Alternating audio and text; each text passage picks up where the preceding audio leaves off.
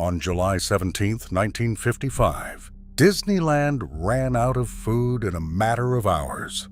28,000 people showed up. Half of them had counterfeit tickets. The temperature hit 101 degrees, the asphalt was still melting, and the man who built the place could not find a cup of coffee in his own park. That story is number 14. And number 3, a snack sitting in your pantry right now was invented because of what happened at Disneyland that first summer.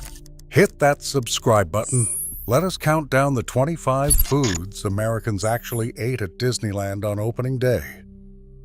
Number 25, popcorn from the striped carts. Before a single ride started running on July 17th, the smell of popcorn was already drifting down Main Street. Walt Disney insisted on it. He believed the smell of fresh popcorn was the smell of a good time, and he positioned those red and white striped carts exactly where the breeze would carry it toward the front gates. A box cost a dime. The carts were run by United Paramount Theaters, the same company that popped corn in movie houses across America. So the flavor was literally the taste of going to the movies. Fathers bought a box to keep the kids quiet in the ticket line. Mothers rationed it out one handful at a time. And here is the detail everyone forgets. On a day when almost everything else sold out, the popcorn carts kept popping, because popcorn was one of the only foods in the park that could not run out of ingredients faster than a man could shovel kernels into a kettle. For thousands of families on Black Sunday, popcorn was not a snack. It was lunch. Number 24, 10-cent hot dogs. The humble hot dog was the workhorse of opening day. Snack stands scattered through the park sold them wrapped in a napkin, mustard only. No fancy toppings, no choices to slow the line down. Swift & Company, one of the biggest meat packers in America, had its name all over the park, and a Swift's Premium Frank at Disneyland tasted exactly like the one from your neighborhood grocer, which was precisely the point. Walt wanted food that felt familiar, food a family from Kansas would trust. A hot dog and a soda came in under a quarter, which mattered when admission was $1 for adults, 50 cents for kids, and every ride cost extra on top of that. Fathers doing the math in their heads at the ticket booth knew the hot dog was the play. Kids ate them walking, dripping mustard on brand new souvenir hats. By mid-afternoon on opening day, the stands were selling out, and a plain hot dog suddenly felt like winning the lottery. Number 23, the 35-cent hamburger. If the hot dog was survival, the hamburger was luxury you could justify. 35 cents in 1955, which sounds like nothing until you remember a hamburger at a roadside diner back home ran about 20 cents. People grumbled about the markup. Then they paid it. The burgers came off flat-top grills at the quick service stands. Thin patties, soft buns, a smear of mustard, and a pickle chip, cooked fast because the lines never stopped. There was no such thing as theme park food culture yet. No churros, no turkey legs. So the hamburger had to carry the whole load, and it did. Ask anyone who was actually there as a child what they ate at Disneyland in 1955, and before they mention a single ride, most of them will say the same thing: a hamburger. Number 22, the 45-cent cheeseburger. Adding cheese cost an extra dime, and in 1955, that dime meant something. A dime was a full ride on the Main Street vehicles. A dime was a comic book. So the cheeseburger became a quiet status symbol on opening day, the thing the family splurging on their once-a-year vacation ordered, while the family stretching every dollar stuck with plain. The cheese was American, of course. A single orange slice melted over the patty until it draped down the sides. Children begged for it. Fathers caved about half the time. And that 10-cent upcharge taught the entire hospitality industry its first great lesson: that people on vacation will pay a little more for a little magic, even when the magic is a slice of processed cheese. Every premium topping at every theme park in America traces its family tree back to that dime. Number 21. 15-cent ice cream bars, half melted.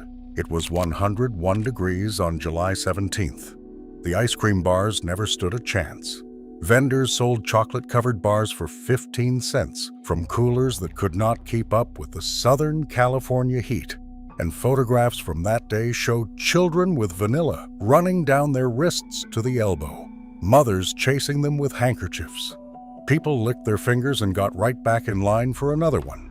On a day when the drinking fountains were not working, and we will get to why, a melting ice cream bar was hydration, sugar, and air conditioning all in one. 15 cents, gone in 90 seconds, worth every penny.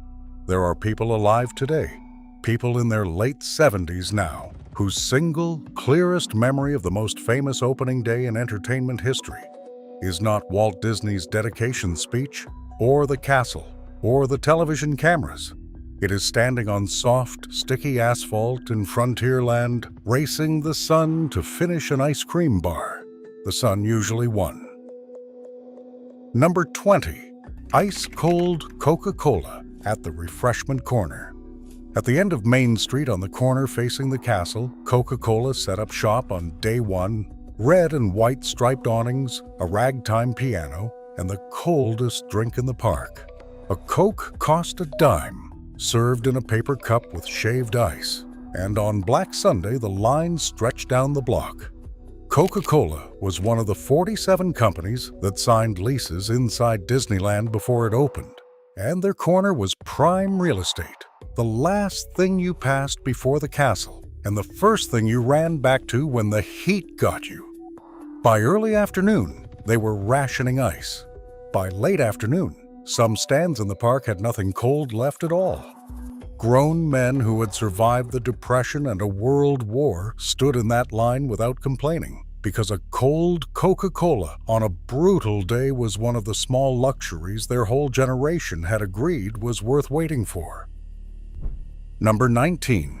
Frosty mugs of Pepsi at the Golden Horseshoe. Here is a piece of trivia that settles bar arguments. Coca-Cola and Pepsi were both inside Disneyland on opening day, and they never crossed paths. Coke owned Main Street. Pepsi sponsored the Golden Horseshoe Saloon in Frontierland, a gorgeous gold and white music hall where the strongest thing you could order was a Pepsi in a frosted mug, because Walt banned alcohol from his park entirely. 4 days before opening day, on July 13th, Walt threw his 30th wedding anniversary party for his wife, Lillian, inside that saloon. Guests watched the can-can show, and Walt, a few drinks in from his private stash, climbed down from his box seat to the stage, using the set decorations like a ladder. On July 17th, regular Americans sat in those same seats, drank 10-cent Pepsis, ate simple saloon sandwiches, and watched the same stage. For the price of a soft drink, a machinist from Long Beach got the same show. A Hollywood crowd got 4 nights earlier. First pattern break. Here is the part of the story nobody tells you. Walt Disney could not afford to feed you.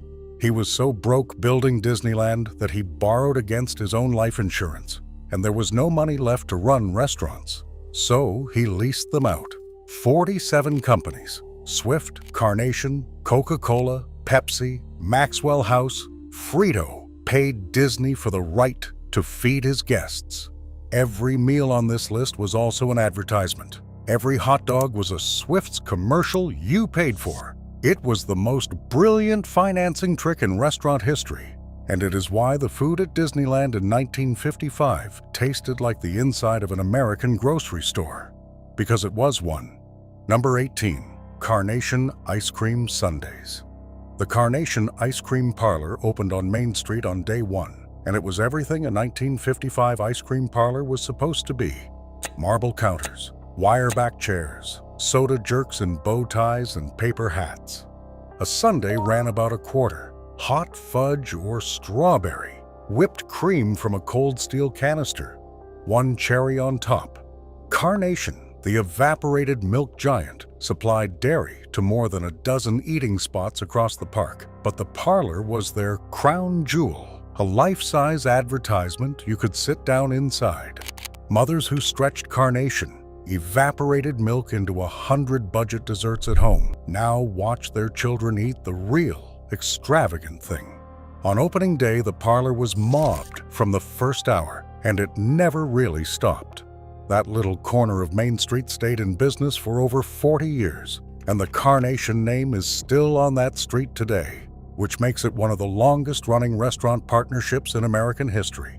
It started with a 25-cent sundae on the hottest Sunday of the year. Number 17, the 35-cent milkshake. Same price as a hamburger, and people argued even then about which was the better buy. The shakes at Disneyland were the real thing. Hand-dipped ice cream and cold milk buzzed together on a green Hamilton Beach spindle mixer, served so thick the paper straw was mostly decorative. Chocolate, vanilla, strawberry. That was the whole menu, and nobody wanted more. For teenagers on opening day, and there were thousands of them, the milkshake was the natural order of things, because in 1955 the milkshake was the official drink of being young in America. The malt shop was where you met your friends, met your girlfriend, played the jukebox. Disneyland simply took the malt shop and put a castle at the end of the street. One kid who was 14 that summer said years later that he spent his entire ride budget in the first 2 hours, then spent the rest of the day nursing one milkshake and watching the Mark Twain go by. He called it the best day of his childhood. Number 16, dill pickles from the barrel at Swift's Market House. This one, people who were there never forget. Swift's Market House on Main Street was built to look like a turn-of-the-century general store. Checkerboard by the pot-bellied stove, crank telephones on the wall with party line conversations you could listen in on, and a real oak barrel full of dill pickles in brine. A nickel bought you a fat, sour, ice-cold pickle straight from the barrel, fished out with tongs, and handed over dripping. On a 101-degree day, that cold, salty pickle was arguably the most refreshing thing in the entire park, and it cost half what a soda did. And the barrel was not nostalgia to the adults on opening day. Grandparents in 1955 had actually shopped at stores like that, and they stood there telling their grandchildren this is how it really was, while the kids gnawed their pickles. Walt built the whole park to trigger exactly that conversation. The pickle barrel did it for a nickel. Number 15, fresh donuts from the Puffin Bake Shop. Tucked onto Main Street was a little bakery called the Puffin Bake Shop, and on opening morning, it was one of the smartest first stops in the park. Glazed donuts, cinnamon rolls, and pastries. Most items a dime or 15 cents. Baked fresh, with the smell pouring out the doors and mixing with the popcorn on the street. Families who had driven in from Arizona and Nevada who had lined up outside the gate since dawn had skipped breakfast to get there. The Puffin was where they fixed that. There was a pattern with everything on Main Street that day, and the bake shop is the purest example. Nothing they sold was exotic. You could buy a glazed donut anywhere in America, but you could not buy one on a street where a steam train whistled overhead and a castle stood at the end of the block. The donut was ordinary. The place made it unforgettable. That formula, ordinary food inside an extraordinary frame, is the entire theme park food industry, invented in one summer. Number 14, Maxwell House Coffee, if you could find it. Here is the story I promised you. 16 locations across Disneyland proudly served Maxwell House coffee. Good to the last drop, but the actual Maxwell House coffee shop on Main Street was not finished in time for opening day. And on the morning of July 17th, a mill foreman named Scotty Cribbs was walking down Main Street with a cup of coffee in each hand when he ran straight into Walt Disney. Scotty froze, certain he was about to be fired for strolling around on the biggest day of his boss's life. Instead, Walt stopped him and asked one question. "Where did you get that? And where can I get one?" The man who had just spent $17 million building the happiest place on earth could not locate a cup of coffee inside it. The crews had barely finished painting the night before. Some of them, the story goes, were still working as guests walked in. Coffee eventually flowed at a dime a cup, and Disneyland went on to pour oceans of it. But on day one, even Walt had to hunt for his. Number 13. Sandwiches from the Space Bar Automat. In Tomorrowland, the future of food was a wall of little glass doors. The Space Bar was Disneyland's version of the Automat, the vending machine restaurants famous in New York, where you dropped coins in a slot, opened a small window and pulled out a sandwich, a slice of pie, a cold drink. No waitress, no counterman, just gleaming machines, which in 1955 felt like eating on a spaceship. Kids on opening day begged for automat sandwiches, not because the food was better, it was a ham sandwich, but because the ritual was irresistible. You got to buy your own lunch from a robot wall. Fathers handed over the coins and let the 6-year-old work the door, and that 6-year-old remembered it for 70 years. The funny part, looking back, is what Tomorrowland got wrong. They predicted we would all eat from coin-operated walls by 1986. Instead, the automat went extinct. But watch someone tap a screen at a fast food kiosk today and tell me the Space Bar wasn't onto something. Number 12. Free milk at the Dairy Bar. Second pattern break. Now, let me tell you why they call it Black Sunday. The park expected 15,000 invited guests. More than 28,000 came, waving counterfeit tickets that a local printer had been selling on the side. One enterprising man leaned a ladder against the back fence and charged $5 a head to climb over. Traffic backed up 7 miles on the Santa Ana freeway. It was 101 degrees. A plumber's strike had forced Walt into a brutal choice in the final days, working toilets or working drinking fountains. He chose toilets, and when the fountains sat dry, furious guests accused him of shutting off free water to sell more Pepsi. Restaurants stripped to bare shelves by mid-afternoon. A gas leak shut down part of Fantasyland. Women's high heels sank into fresh asphalt on Main Street. Walt saw almost none of it. He spent the day performing for 90 million television viewers, the largest live broadcast in history to that point, and went home believing it had gone beautifully. He found out the truth from the newspapers. Then he spent the next month fixing every single problem and personally invited people back. In Tomorrowland, the American Dairy Association ran an exhibit called the Dairy Bar, and on the most chaotic day in theme park history, it quietly became a hero. Cold milk, served up as a showcase for the American dairy industry, in a park where cold, anything was disappearing fast. Mothers figured it out quickly and steered their overheated children straight to it. Think about how strange and wonderful that is. Trade associations in the 1950s genuinely believed that if they could just show Americans the story of milk, of butter, of the family farm, the products would sell themselves. So they built shrines to dairy inside an amusement park. Nobody would dream of it now. But on July 17, 1955, with the fountains dry and the soda stands rationing ice, a paper cup of cold milk in Tomorrowland was worth more than anything on any menu. Some of the kids who drank it that day are grandparents now, and when they tell the story, that free milk always makes the cut. Number 11. Cafeteria plates at the Plaza Pavilion. At the end of Main Street, overlooking the water, the Plaza Pavilion opened on day one as Disneyland's cafeteria, and for families feeding 4 or 5 mouths, it was the sensible choice. You slid a tray down the line, past steam tables, hot roast beef, fried chicken, mashed potatoes and gravy, green beans, a square of cake at the end, and paid for exactly what you took.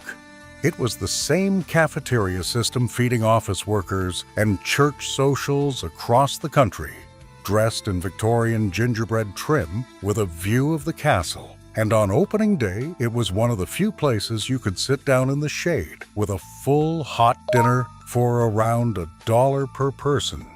The pavilion stood on that corner for 50 years. Millions of trays slid down that line. And it all started on an afternoon when a hot plate of roast beef felt like a miracle. Number 10. A mint julep on the Mark Twain riverboat. The Mark Twain made her maiden voyage around the rivers of America on opening day, a real steam-powered sternwheeler, and on board, guests could buy a mint julep. Without a drop of bourbon in it, naturally, because Walt's no-alcohol rule covered the river too.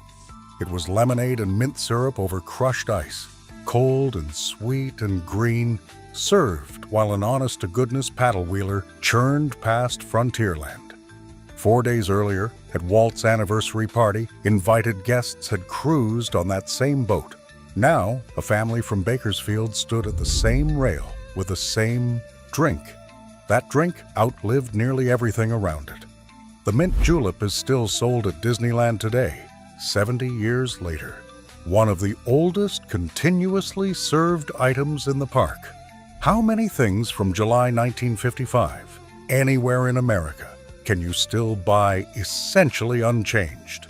You are looking at one. Number 9. Tuna sandwiches on a pirate ship. In Fantasyland, Chicken of the Sea Tuna sponsored an actual full-size pirate galleon. Sails, rigging, crow's nest, floating in its own lagoon. And inside it they served tuna. Tuna sandwiches, tuna burgers, and their famous tuna pies, eaten below decks or beside the water while children swarmed the ship like a jungle gym. The galleon was being finished as the park opened and welcomed its first crowds at the end of August that first summer, but for the next 14 years, it was one of the most beloved places to eat in America. Think about the audacity. A canned fish company built a pirate ship so your children would associate tuna with adventure. And it worked. A generation of American kids came home from Anaheim demanding tuna sandwiches, and mothers happily obliged at $0.25 a can. It may be the most effective food advertisement ever constructed. It just happened to be shaped like a boat. Number 8. Aunt Jemima pancakes in Frontierland. 3 weeks into that first summer, in early August 1955, Quaker Oats opened the Aunt Jemima Pancake House on the banks of the rivers of America, and it immediately became one of the busiest breakfasts in California. Tall stacks of pancakes with butter and syrup, waffles, sausage, all of it served on a patio where you could watch the Mark Twain steam past. For about 50 cents, a kid got a stack bigger than his head. Here is what made it a phenomenon. Pancakes were the great equalizer of the 1950s table, the breakfast every family already made from the same box mix on Sunday mornings. Eating them beside a frontier river, served hot, without your mother having to stand at the stove, made the ordinary feel like a holiday. The restaurant, later renamed, stood on that exact spot for decades, and the River Belle Terrace serves breakfast there to this day. 70 years of pancakes on the same riverbank, and it began with a syrup company renting space from a cartoonist who was out of money. Third pattern break. Step back and look at what was actually happening here. In 1955, the average American family ate at a restaurant a few times a year. Eating out was for anniversaries and funerals. Disneyland asked something radical of them: to spend an entire day eating every meal away from home, and to enjoy it. That is why every food on this list is so familiar. Hot dogs, pancakes, fried chicken, tuna sandwiches. Walt was not trying to impress anyone. He was trying to make a family from Iowa feel safe spending money. The food had to be their food, just served inside a dream. Get that right, and they would come back. 70 years and 1 billion guests later, it is fair to say he got it right. Number 7. Hand-pulled candy on Main Street. The Candy Palace opened its doors on Main Street 5 days after opening day on July 22nd. And on day one itself, the sweets came from carts and shop counters. Hard candies, suckers, taffy, sold by the piece for pennies. But once the Candy Palace was running, it added something Walt personally loved: a window onto the kitchen, where guests on the sidewalk could stand and watch candy makers pull peppermint and hand-dip chocolates. He put that window there on purpose, and he put the kitchen's exhaust fan where it would blow the smell of cooking sugar onto the street. That is not an accident. That is a man who understood that the smell of candy is a memory before you have even bought anything. Children stood at that glass hypnotized while their parents surrendered their nickels. They still do. The Candy Palace is still on Main Street. Candy makers still work in that window, and the fan still blows the smell of caramel onto the same sidewalk it did during Eisenhower's first term. Number 6. Frito pie at Casa de Fritos. Now for the number that changes how you see your own pantry. In August 1955, 1 month into Disneyland's life, the Frito Company opened Casa de Fritos in Frontierland, serving 5-cent bags of Fritos from a vending machine fronted by the Frito Kid, plus tacos, tamales, and Frito pie, chili and cheese ladled right over corn chips. It was many American families' very first taste of anything resembling Mexican food. But the real story came later. The tortillas were supplied by a local company, and one day a salesman from that supplier noticed Casa de Fritos workers throwing away stale tortillas. He suggested they cut them up and fry them into chips instead. Season them, and you have something special. Those fried, seasoned tortilla chips became so popular at the restaurant that Frito-Lay put them into production nationwide in the 1960s and gave them a name. Doritos, the best-selling tortilla chip on planet Earth, was born from garbage bin thrift at a Disneyland lunch counter. Your grandmother would have approved completely. Number 5. The $1.65 fried chicken dinner at the Chicken Plantation. Down at the far end of Frontierland, where the river bent, Swift ran the Chicken Plantation House, a white-columned southern mansion serving complete fried chicken dinners for $1.65, with a children's dinner for $1. You picked up your plate at the counter, golden fried chicken, sides, roll, and ate at umbrella-covered tables right on the riverbank as the Mark Twain paddled past. On opening day itself, the restaurant was draped in patriotic bunting and used as a stage for a New Orleans dance number with the Firehouse 5+2, Disney's own animators moonlighting as a jazz band before it opened to feed the press and their families. Remember, this was before fast food fried chicken existed almost anywhere. Colonel Sanders was still driving town to town selling his recipe. For most guests, fried chicken this good came from one place: a grandmother's cast iron skillet, and here it was on a paper-shaded riverbank in California. The building came down in 1962 to make room for New Orleans Square. People mourned it for decades. Number 4. Prime rib at the Red Wagon Inn. The fanciest meal in Disneyland on opening day was served at the Red Wagon Inn at the top of Main Street, sponsored by Swift. White tablecloths, chandeliers, stained glass, and antique fixtures salvaged from a genuine 1890s Los Angeles mansion, and a menu crowned by roast prime rib of beef. This was where you took the family if 1955 had been a good year, and it was Walt's own favorite, complete with a private entrance and his own dining room where he could eat unseen and watch his park through the window. Dinner might run you $2 or $3 a plate, real money, nearly a tenth of the average weekly grocery budget for one meal. But that was the point.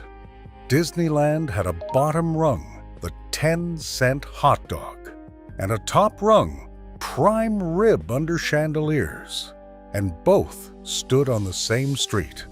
Any family could walk into the same park and find their own version of a perfect day. The Red Wagon Inn became the Plaza Inn in 1965. It is still there. Walt's private door is too. Number 3. Walt's own chili and beans. Here is what the man himself ate. Walt. Disney's favorite food, famously, was chili con carne with beans, and his recipe was pure Midwestern thrift. He liked to blend two ordinary canned chilies together, Gebhardt's for the spice, and Denison's for the heft, insisting the mix beat anything a chef could build from scratch. He kept a small kitchen in his private apartment above the Main Street fire station, where he also kept a grilled cheese press. And during the frantic weeks around opening day, he could look down on his crowds while eating a bowl of canned chili like any working man in America. He put chili on his park's menus, and versions of it never left. You can still order chili on Main Street today, and the Carnation Cafe has served a recipe honoring his. Think about that.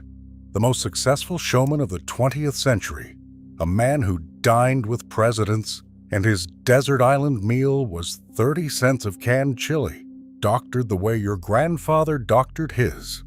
On opening day, the king of the castle ate like his guests. Number 2, the brown bag lunches in the parking lot. Now for the food that never touched a Disneyland menu. Thousands of families on opening day, and in the weeks after, did what 1955 families always did on an outing. They packed food, hard-boiled eggs, bologna sandwiches in waxed paper, a thermos of Kool-Aid, deviled eggs in a Tupperware that had to come home. When the park's restaurants ran empty on Black Sunday, the families who had packed a cooler in the Ford were suddenly the wealthiest people in Anaheim. They tailgated in the parking lot, kids sitting on bumpers eating sandwiches, then went back in for more rides. Disney understood rather than fought it, and by 1957, the park opened Holidayland, an actual picnic ground next door, catered by Swift, where families could spread blankets.